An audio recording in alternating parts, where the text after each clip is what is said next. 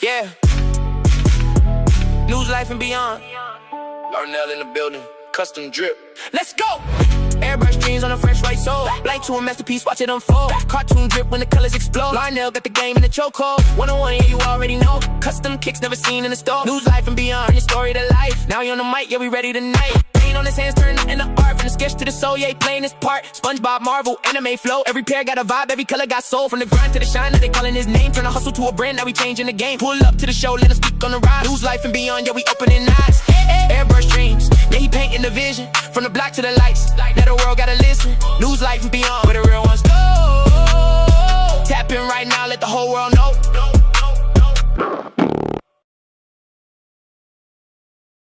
I don't know. He says, let me see his work. And my mom showed me my work. She goes, we don't have anybody that can draw like this in school. So we went to the teacher. And I had to find out that the teacher was jealous of my drawing. I do better than the teacher. And so the principal had it, you right now, you make him an A. And the principal disciplined the teacher. And actually the teacher got fired from that. And I just kept going on. And teacher was a hater. Yes. Right. I was how to run into people like that, you know. But when you got something better than somebody else, they always mad, right? Always mad. Always. But so you went to high school. Did you go to college afterwards? I went to Wilson Tech, School of Technology, during high school. In the senior year, it was like a tech school, and I took commercial art. And then I switched over, and I was going to school. I actually got selected to be in Fashion Institute of Technology, FIT, which is the school. It's like the Harvard of art schools. And but my paperwork got messed up. My mom messed up the paperwork. She didn't understand it too much, and my financial aid got canceled. So I had to, so even though I got accepted, I had to drop out. And so that year I was out of school, you know, getting jobs, you know, working here, custodian and stuff like that, you know. I didn't go back. And, I ended up, let me see what else I could do. And so then I was working custodian at a school in Dix Hills. And Parsons School of Design was there. And I was doing I still remember this, I was doing some floors. And the supervisor, the janitor supervisor, Mr. Frank, he was looking at that. He says, Lana, you see all the pictures on the wall? And I says, yeah. He says, well, that's the students. That's the library. That's all this student stuff. And I looked at him, I said, Mr. Frank, I says, I can do that. He goes, no, you can do that. I said, yeah, I can do that. He's looking at me, I'm pushing a broom. He goes, you can do that? I said, yeah. I got pictures in the car, I'm going to show you. So when I took the car, got my little sketch pad and picture, showed it to Frank, and I just kept, you know, doing my little thing. And then next thing you know, I hear boom, boom, boom, boom, boom, boom, boom. What's going on? Somebody's running. So to come back, and there's this big dude about 6'5" in front of me. He looks down at me, you, put the mop down, kick the class. I said, okay. Well, Mr. Frank, yeah, go ahead. And it was David Pasalato. He was the art teacher for Parsons School of Design. He said, I've never seen anybody with such raw talent. You get in the classroom, and we're going to put you in the Parsons School of Design. So they went through all the paperwork and everything.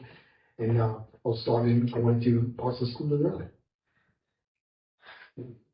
When you knew you could draw that well, did you want to get a job doing drawing or, you know, architect or whatever? You know, I want to be an artist, just drawing, and I didn't want to be architect. I want to have more. I actually want to do like cartoons and superheroes because I got a lot of it from drawing comic books. You know, that's how I pick up a comic book, I copy. You know, so I wanted to do that. You know, because that's again, that was the world, that was the escapism that I got used to, that I put myself in. You make your own comic? You ever like do your own comic book? Oh yeah, I've done it. Mm-hmm. Interesting when you talk about comics, you always smile. You know? Yeah. What made you go that route? Because I used to sit down and read comics all day long, and I like the stories. I like the escapism. I like the hero part, you know. Because if you're reading the comic book, majority of the time you're looking through the hero's vision. whether it be Superman, Batman, whatever, you look into their eyes. And so that you become part of that. And the stories would make you, even though they would start off bad, the ending, it was always kind of like a good ending, a way around it. And that helped me with my life. Regardless of what you were going through, there's always a way around it. You just gotta find it. If you really think about it subconsciously, it's kind of like, the superheroes are always kind of like helping out, like people that are being bullied too, kind of, right? Yes, sir. All the time. Yeah. That's why I really gravitated towards that. Yeah. Probably didn't think about it at the time that way. Sure You know what I mean? Yeah. So you started doing a lot of cartoons and stuff like that. More anime or all kinds of cartoons, or just? At that time, anime wasn't very, very popular. Right. The only anime that you had at the time that I remember growing up with was Speed Racer, The Little White Lion, Gigantor. I forgot about all of them. Yeah. And then you had Hanna-Barbera came up with Magilla Gorilla. Any kids are watching it, especially like Space Ghost. Yes, Space Ghost. Yes, the Herculoid. So I grew up with that, and then drawing them, and every Saturday was the bomb. Then That's cartoons. So yeah. Yes. That was the only time. My mom never had to wake me up early, I was up. But it started at like 6 o'clock or something.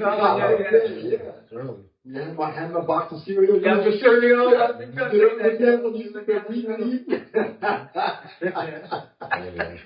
was a good old day. Oh yeah, you only had 4 channels and it was always something on that you could find.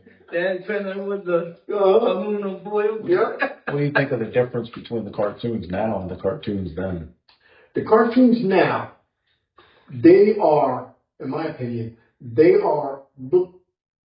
looking, number one, it's how they can make money as a whole and how they can get their message, or it's not even message, their control across. When I grew up, so at least from what I absorbed was that it was just fun. Life was fun. It had more of a message of homebodiedness, being good. It had that type of positivity was in the message. In most of the cartoons, you didn't see a lot of the badness, so to speak. The roughness, and because that I see that nowadays is you would see the worst thing that you would see now is like you see Bugs Bunny, the Bugs Bunny cartoons, he would like take a frying pan and hit somebody on the head and something like that. And in a sense today, they say, oh no, we can't do that. That's too rough. But yet still you can see somebody take a sword and just cut somebody in half and the blood and the guts and boogers and everything flying all over. But if Bugs Bunny comes out and he pulls out just a fake gun and throws it down like Yosemite Sam or Yosemite Sam. Yeah. If he takes, he was the shit. Yeah, he takes a horse and he's riding a camel, but everything was a mule. Yeah. And it takes, when I say whoa, I mean whoa. Hits the camel on the head with his gun. Everybody's going crazy. Yeah, said too sensitive these days. Yeah. But they got turtles cutting people up and all kinds of stuff. I had a question, I forgot it. Shit. But anywho, so after, how long did you stay in that school? Did you graduate from it? No, I didn't graduate from Parsons School of Design, and David Pasalakwa was mad. Because is he an important person? Yeah. I didn't even know you were. Yeah, David Pasalakwa was he was the head of the whole art department. Okay. His father was the way you say his name is what he was a very important figure in my life at that time. He gave guidance. Yeah. And so at the time I was going to in the school from past, because where the school was, it was kind of like a satellite school, but it wasn't in New York City, it was in Dix Hills. Okay. It was in Dix Hills, Long Island, where that section was. It was partly at Delphi University school, and that's where I was working. I was cleaning the floors in Delphi, and they said we'll give you a scholarship for that. So anyway, so I wasn't making much money, doing janitorial school. I had to make money. So then what happened was I was going down the street, and at the time I was dancing. I started out with me and my friend Junior Brooks. Junior said, "Hey man, they get this thing called circular dance. Let's just go down there." I said, "Okay, I want to do that." Because at the time I was break dancing and stuff like that. So it was good. And nightclubs and clubs, you would go there and do dancing. So then we go there, and I said, "Well, Junior, you can't dance." At that time, they had something called Jazzercise. I'm dating myself again. And so we take Jazzercise classes up there, Junior was there to go get the girls. That's what he was there for the girls, I was there to try to learn how to dance even better. And I think if I take the dancing. Now, hold on a second. Sure. When you say dance, what kind of dance are you talking It about? was jazz, modern, and ballet. So kind of like with the fame, or so fame. Exactly. that type of dance. That's exactly what it was like. And so I became good at that. And one day my cousins were walking down the street and I said, "What's the matter?" Because I was teaching a breakdancing class. And after the class, I was on the walk down. We had to go through Huntington Village. And my cousins were telling me, they said, "Larnell." I said, "Yeah." They said, "These guys, they keep bullying us." And they said the word bullying. Bullying us. So what boys? There's some boys down there that keep bullying us. Every time we come by, they want to take our candy and stuff like that. So I told my cousin Tony, I said, y'all go ahead. I'm in the back. Now at this time, I'm fierce in martial arts. I am fierce because when I trained with Kirk, I didn't train with kids. I was the only kid there. Everybody else was like 30 years old, strong man, 40, 50 pounds. And Kirk did not hold back. There was none of this tapping. He says, in the street, nobody's going to hold back. So I ain't going to hold back right here. So when he kicked me, I got kicked. When he hit, I got hit. But I hit back too, so I got it. So anyway, these kids came out and they started bullying my cousin. So I went down there. I said, "Y'all want to fight with somebody? Fight with me." And they surrounded me. Of course, I was taking them out. No problem. Then I see these guys coming across the street with uniforms on. And the cop, "Listen, I ain't going to worry about this. I'm just defending myself." And as he got closer, I saw recruiter. I was like, "Oh, man." He says, "Oh, you think you're bad?" I said, "No, I'm just protecting my cousins." He goes, "Oh, would you like to be the hero?" I said, "No, I was just protecting my cousins." He says, "You ever think about joining the army?" And I said, "Yeah." He says, "What do you think about it?" I said, "No." And he says, "No, Army's a good place." I said, No, not joining the Army. And at this time, this is Jerry Curl time. Yeah. Jerry curls. Now, everybody had the Jerry curl. You